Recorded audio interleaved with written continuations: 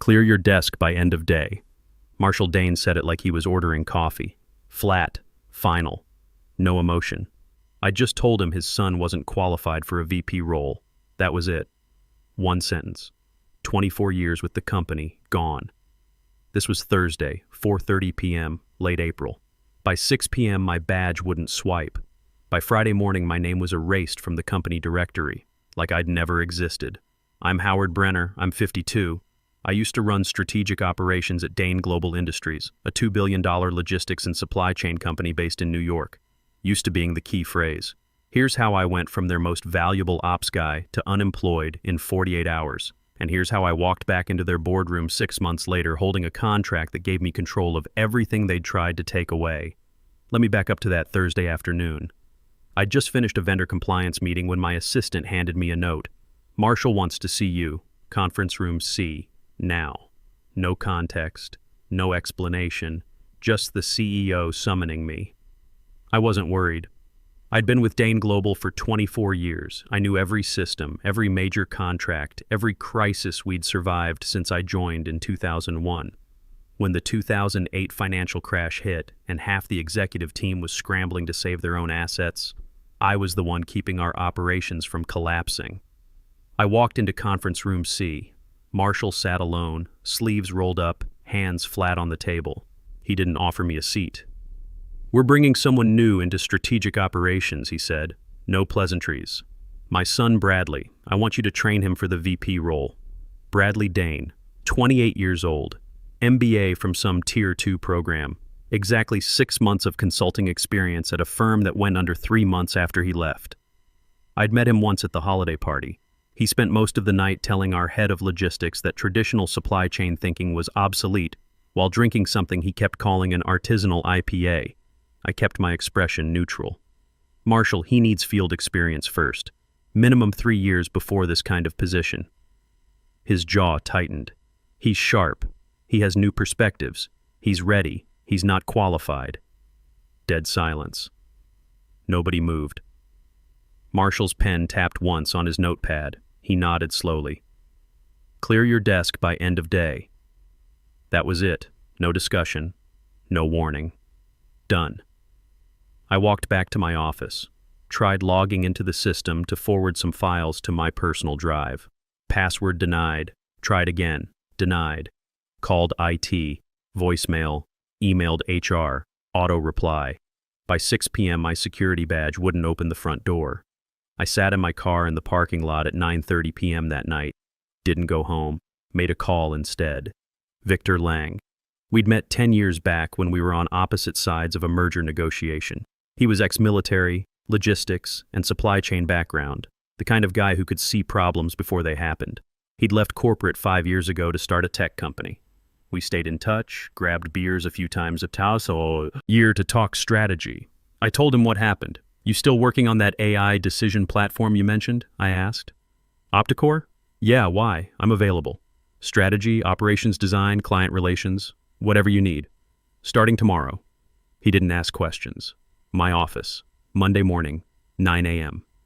That weekend I made 2 more calls. One to a vendor partner who'd worked with me at Dane for 6 years. Another to a logistics consultant who'd been trying to recruit me since 2022. Both conversations ended the same way. Let's stay close. Things are about to shift. Monday morning, early May, I met Victor at his Brooklyn office. Small space, clean setup. He opened his laptop and walked me through Opticore's prototype. It was a strategic decision engine. AI-powered. The idea was to simulate executive-level judgment using predictive algorithms, market analysis, and real-time operational data. No committee meetings, no politics, no CEO's unqualified kid torpedoing a $250 million contract because he had a feeling. What do you need? I asked. Someone who knows how companies actually work. Someone who's seen bad decisions up close and still made things function. I thought about it for maybe 10 seconds. 4 months, I said. Give me 4 months. We'll have 3 pilot clients and enough performance data to pitch the firms that matter. He smiled. You always this confident right after getting fired? I didn't get fired for being wrong. I got fired for being right. Different situation. We shook hands. By late May, we had our first pilot client, a mid-sized logistics consultancy that had been losing money for 2 straight quarters, revenues around $40 million annually, but margins were collapsing. They'd been a Dane Global partner 4 years earlier. I'd worked with them directly on a major restructuring. They remembered. We implemented Opticore's system. Within 3 weeks, the platform identified vendor contract inefficiencies they'd completely missed. Saved them $140,000 in the first month. Annualized, that was close to $1.7 million. They were sold. We had validation. Word started spreading. By June, 2 more clients signed on, both small to mid-tier operations companies. Both wanted results without executive bloat. That's when I started hearing things about Dane Global. I wasn't stalking Dane Global, but I had people on the inside who still talked to me. Javier Ortiz was one of them. Veteran in vendor relations, someone I'd mentored for 8 years. He sent me a text around 11 p.m. on a Tuesday in late June. Bradley's drowning. 3 client escalations this week. He told the Hendricks account they were thinking too small. They walked. I didn't reply, just noted it. The Hendricks account was worth $12 million annually. Automotive parts distribution. They'd been with Dane Global for 9 years. Solid relationship, steady revenue. Bradley had been in the VP role for maybe 3 weeks. A week later, another message from Javier. We lost the pharmaceutical logistics contract. Bradley missed 2 client calls. Said he was strategizing. I could picture it. Bradley in his office with a whiteboard covered in buzzwords, thinking he was innovating while actual revenue walked out the door. By July, Opticore had 5 clients. All of them came through referrals. We weren't advertising. We were just delivering results, and people noticed.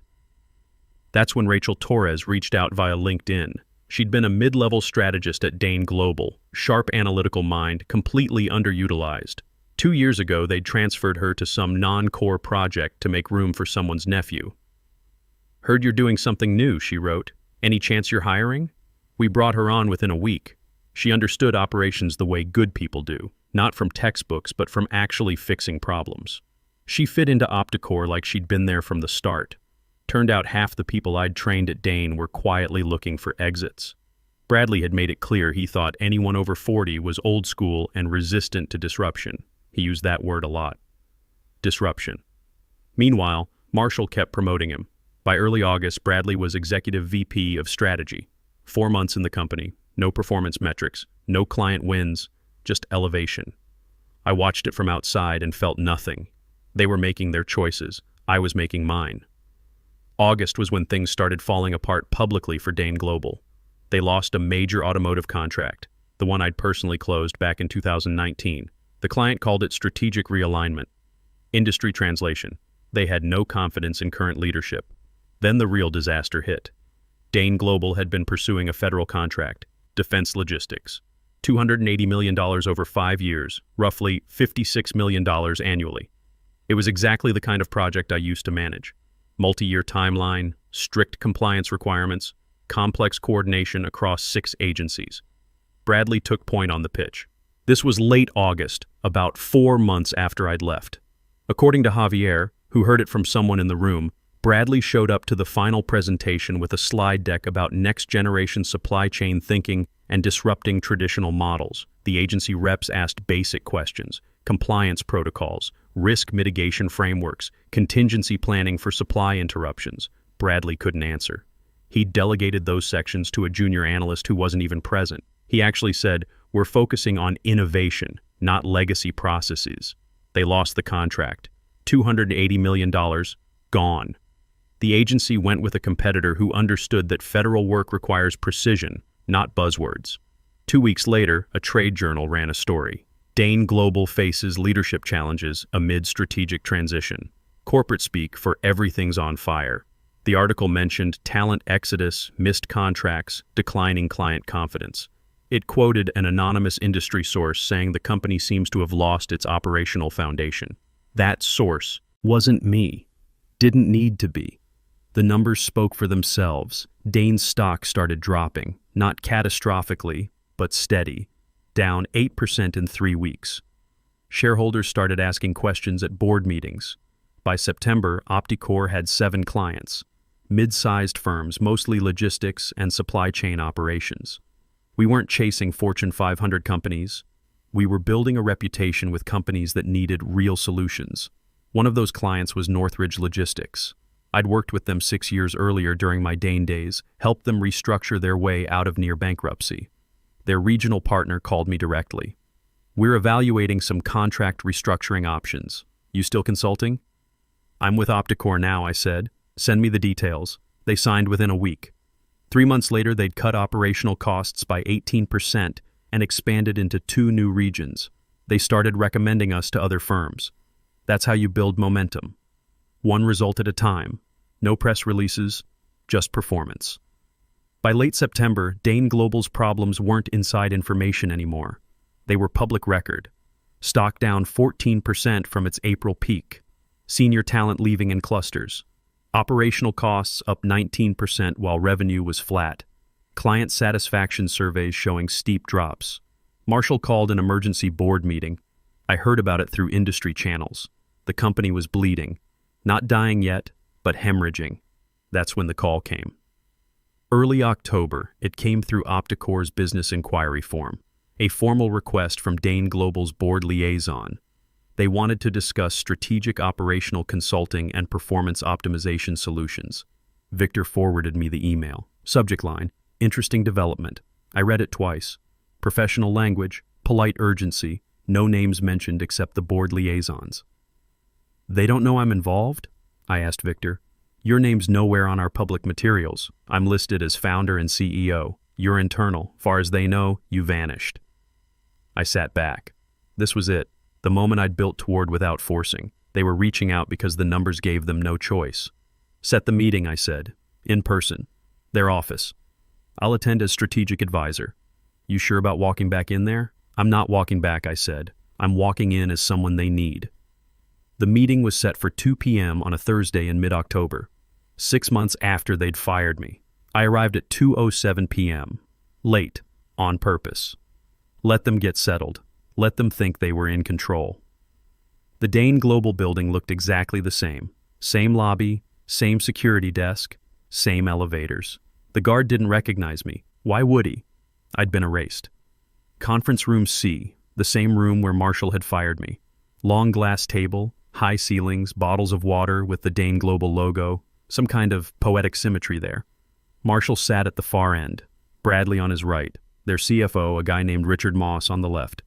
2 board members I recognized sat across from them. One was an older man in a navy blazer, Gerald Pitts, who'd been on the board since 2015.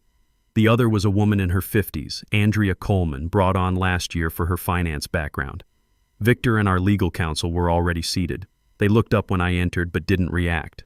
I walked to the empty chair beside Victor, set down my folder, and sat. Bradley glanced over. His eyes passed over me, then snapped back. He froze. His face went pale, but he didn't say anything. Marshall was mid-sentence, something about exciting opportunities for operational partnership. Corporate autopilot. His voice was steady, but his hands were gripping the table edge. Victor started the presentation. Clean, professional. He walked through Opticore's platform capabilities, our client track record, the performance metrics from our 7 current engagements. Bradley kept stealing glances at me. I stayed still. No expression, just presence. Then Marshall turned his head. Saw me, really saw me. The change happened slow. Confusion first, then recognition, then something that looked like his brain short-circuiting. Howard. He said it quietly, almost like he wasn't sure I was real. I didn't answer immediately. Let the silence sit there. Bradley's hands were gripping his notepad now.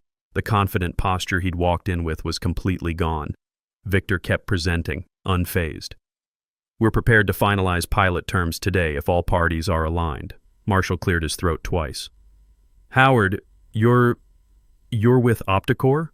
Strategic advisor, I said. Calm, direct. I joined in May. You could see him processing it. The math, the timeline, the implications.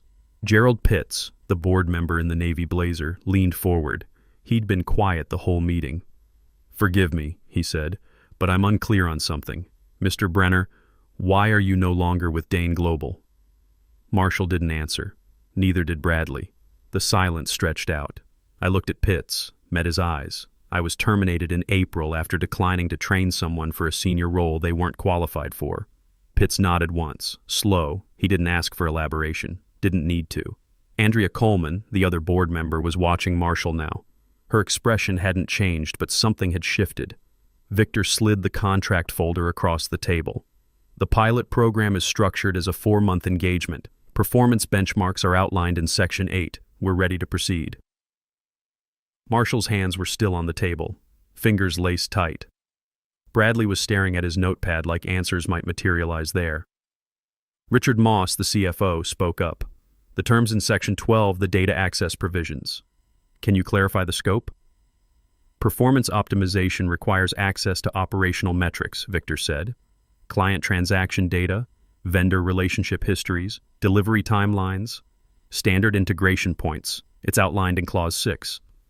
What he didn't say, what didn't need to be said, was that once they signed, we'd have visibility into everything.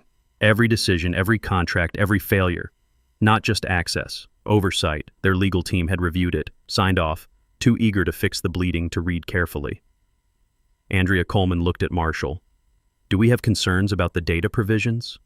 Marshall shook his head. No. We're aligned. His voice was flat, defeated. Victor pushed the signature page forward. I reached for my pen. Simple silver one, same kind they used to use in quarterly reviews. I signed first. Howard Brenner, Strategic Advisor, Opticore Solutions. My name in one smooth line. Marshall signed next. His hand hesitated for half a second before touching paper, but he signed. Bradley didn't sign anything. He wasn't authorized. Just sat there watching his father hand operational control to the man he'd replaced me with his unqualified son for. Victor gathered the documents. We'll send the implementation timeline by end of week. Our team will coordinate with yours on the integration schedule. I stood. No handshake offered. I picked up my folder and looked around the table one last time. Same room, different equation. As I turned toward the door, Marshall's voice came from behind me. Quiet. Why didn't you tell us it was you? I stopped, turned halfway back. You didn't ask, I said. You made a decision. I made mine. Then I walked out. The hallway was quieter than I remembered. My footsteps on the polished floor, past the security desk, past the elevators, out the front entrance. Outside, the October air was cool, almost 5 p.m., still bright out, that late afternoon light that makes everything look sharp. I walked 2 blocks before I stopped, found a bench near a small plaza and sat down. My phone buzzed. Unknown number. This is Alan Grayson. We met at the Canwell Advisory event last year. I've been tracking Opticore's growth. If you're ever interested in a formal CEO position, I have a board ready to back you. I read it twice. Didn't respond. Maybe later. Maybe not. Because right now, I didn't need a title. I had something better. I had built something they couldn't take away. The implementation started the following Monday. Victor sent over our integration team. 3 analysts, all people who knew how to read operational data without needing their hands held. They set up in a conference room at Dane Global and started pulling reports. Within 48 hours, they'd identified problems I already knew existed but now had documentation for. Vendor contracts that hadn't been reviewed in 3 years. Delivery routes that added 18% to transportation costs for no reason. A warehouse management system that was generating error reports nobody was reading. Basic operational hygiene. The kind of thing that falls apart when you put someone in charge who thinks strategy means ignoring the fundamentals. By the end of week 1, our team had flagged 23 immediate optimization opportunities. Not revolutionary ideas, just common sense that had been abandoned. I didn't go back to Dane's offices. Didn't need to. The data came to me. Victor and I reviewed it over coffee one morning in early November. He scrolled through the report on his laptop and shook his head. How did they let it get this bad? They promoted someone who thought experience was a liability, I said. And then they defended that decision instead of fixing it. Bradley's still in his role? For now. That changed 3 weeks later. Mid-November, I got a text from Javier. Emergency board meeting today. Bradley's out. Effective immediately. No details. Didn't need them. The board had finally seen what I'd seen 6 months earlier. Bradley wasn't qualified. The difference was it had cost them $280 million, 4 major clients, and a 14% stock drop to figure it out. Marshall reassigned him to some advisory role. No direct reports, no decision authority, corporate purgatory. The board brought in an interim COO, woman named Patricia Vance, 20 years at a competitor, actual operational experience. She was the one who'd be working with our Opticore team. I met her on a video call in late November. Professional, direct, no nonsense. "I've reviewed the initial assessment your team provided," she said. "It's accurate, painfully so." "You inherit a mess?" "I inherited a functional company that someone tried to turn into a startup without understanding what either of those things means." I liked her immediately. "Opticore's system is showing us decision patterns we should have caught months ago," she continued. "The question is whether Marshall and the board are willing to make the changes the data's recommending." "Are they?" She paused. "Marshall's struggling. He's realizing he chose wrong, but admitting that means admitting he damaged his own company for his son. That's not my problem to solve," I said. "No," she agreed. "It's not." By December, 3 months after the contract signing, the changes were visible. Dane Global had cut 11% from operational costs by following Opticore's vendor optimization recommendations. On-time delivery rates improved from 78% back up to 89%. Customer satisfaction scores were climbing. The stock stabilized. Still down from April, but no longer falling. Patricia was making decisions. Marshall was still CEO, but the board had clearly shifted authority. He was becoming a figurehead. I heard through Javier that Bradley had quietly left the company entirely in early January, some face-saving story about pursuing entrepreneurial opportunities. Translation: his father couldn't protect him anymore. Meanwhile, Opticore was growing. By January, 6 months after I'd been fired, we had 14 clients. Small and mid-sized operations companies, logistics firms, a few manufacturing operations. We weren't chasing headlines. We were building something sustainable. Rachel had brought in 2 of her former colleagues from other companies, both senior operations people who were tired of working for executives who didn't understand what they did. Victor and I sat down in mid-January to review our position. "We're profitable," he said. "Actually profitable, not startup profitable. Real revenue, real margins. Client retention, 100%. Everyone who's finished a pilot has signed for ongoing engagement." I nodded. It made sense. We were solving real problems, not selling vaporware. "Alan Grayson reached out again," Victor said. "He's serious about backing you for a CEO role, potentially raising a Series A round if you want to scale faster. I'd been thinking about that offer for months." "What do you think?" I asked. Victor leaned back. "I think you could build something big. Bigger than this. You've got the reputation now. People know the Dane Global story, even if they don't know all the details, but you don't need to. We're growing at a sustainable pace. No investors to answer to, no board pressure. We make decisions based on what's right, not what looks good in a pitch deck." He was right. "I'm not interested in empire building," I said. "I'm interested in doing work that matters with people who know what they're doing. Then we keep going as we are." That was the decision.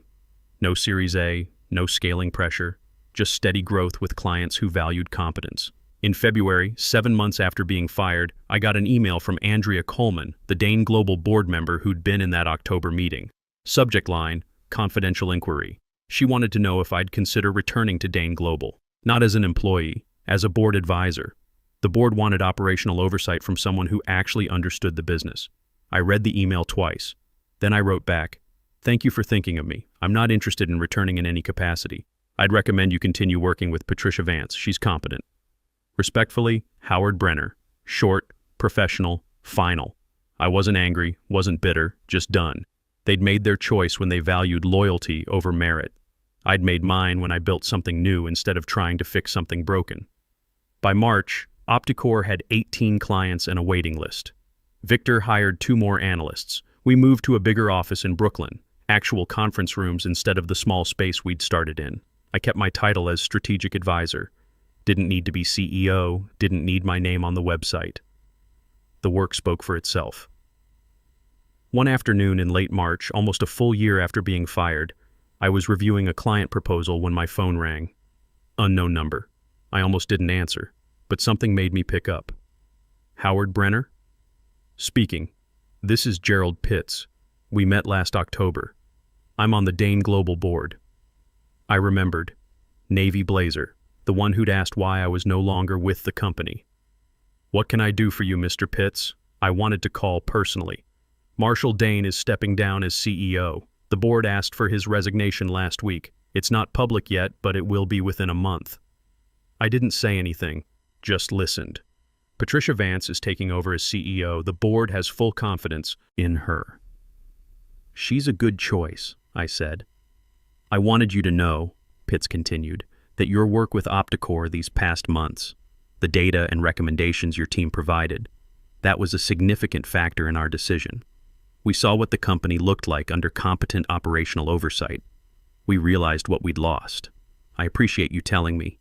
There's no expectation here," he said. "No ask. I just thought you deserved to know that you were right. About Bradley, about the direction of the company, about all of it." We talked for a few more minutes, professional, cordial, then ended the call. I sat at my desk for a while after, looking out the window at the Brooklyn streets below. 24 years I'd given to Dane Global. Built their operations from functional to exceptional, and they'd thrown it away in a 5-minute conversation because I told the truth. But that decision, their decision, had led me here, to a company I'd built with people I respected, to work that mattered, to a position where I controlled my own value instead of waiting for someone else to recognize it. They wanted loyalty without respect. I'd given them results without mercy. No shouting, no public confrontation, no dramatic revenge, just competence, just patience, just building something better and letting them realize what they'd lost. If you've ever been underestimated, overlooked, or quietly erased, here's what I learned. Your comeback doesn't need to be loud. It doesn't need to be fast. It just needs to be undeniable. Build something they can't ignore. Do work they can't dismiss. Create value they can't replicate. And when they finally realize what happened, when they finally understand what they threw away, you'll already be somewhere better. Not because you needed revenge, because you needed to prove something to yourself. 24 years, one word, one decision. That's all it took to end one story and start another. Choose your battles, win them quietly, and when the dust settles, make sure you're standing on something you built, not something someone gave you permission to have.